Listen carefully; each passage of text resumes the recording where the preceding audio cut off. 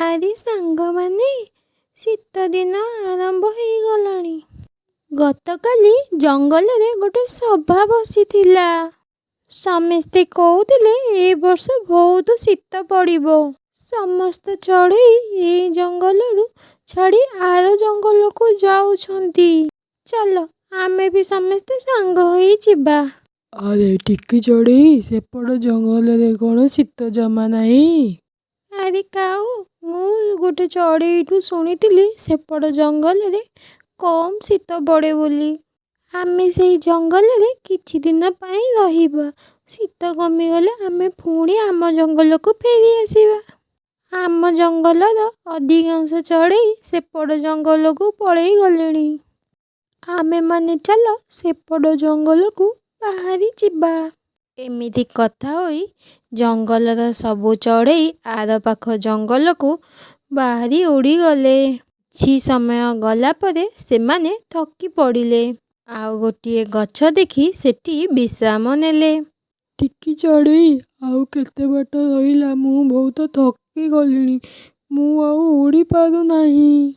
ହଁ, ମୁଁ ବି ବହୁତ ଥକି ଯାଇଛି। ଟିକେ ଆମେ ଏଇଠି ଆରାମ କରିବା, ତାପରେ ଆମେ ବାହାରିକି ଯିବା।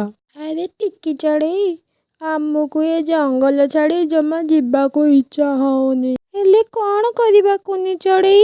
ଆମ ଚଢ଼େଇମାନଙ୍କର ଘର ଗୋଟେ ଜାଗାରେ କେବେ ରହିବନି। କେବେ ଏଇଠି ତ ଆଉ କେବେ ଅନ୍ୟ କୋଉଠି। ଆରେ ରାଣୀ କାଉ, ତୁ ଏବେ ମନ ଦେଇ ମୋ କଥା ଶୁଣୁ। ସେଇ ଜଙ୍ଗଲକୁ ପହଞ୍ଚିଲା ମାତ୍ରେ ଗୋଟେ ମିଠା ଫଳ ଗଛ ଦେଖି ସେଥିରେ ବସି ପଡ଼ିବୁ। ଆମେ ସେଇ ଗଛ ଉପରେ ଆମ ବସାଟି କରିବା। ଠିକ୍ ଅଛି କାଲୁ କାଉ, ଆମେ ଆଉ ସେଇ ଗଛରେ ଆଉ କାହାକୁ ରହିବାକୁ ଦବାନି।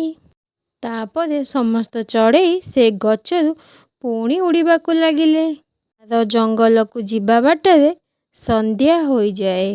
ସେହି ଜଙ୍ଗଲରେ ଯାଇ ଦେଖନ୍ତି ତ ପାଖାପାଖି ଦୁଇଟି ବଡ଼ ଆମ୍ବ ଗଛଟି ଥାଏ। ଗୋଟିଏ ଗଛରେ ମିଠା ମିଠା ଆମ୍ବ ହୋଇଥାଏ, ଆଉ ଅନ୍ୟ ଗଛଟି ଶୁଖିଲା ଥୁଣ୍ଟା ଗଛଟି ଥାଏ।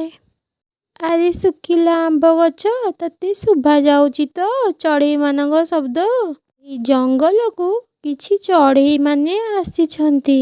ଦେଖିବୁ ଶୁଖିଲା ଗଛ, ଚଢ଼େଇମାନେ ମୋରି ଉପରେ ବସା କରିବେ ଆଉ ମୋ ପାଇଁ ପ୍ରତିଦିନ ପାଣି ବି ନେଇକି ଆସିବେ। ଆଉ ତା ବଦଳରେ ମୁଁ ସେମାନଙ୍କୁ ମିଠା ମିଠା ଆମ୍ବ ଖାଇବାକୁ ଦେବି।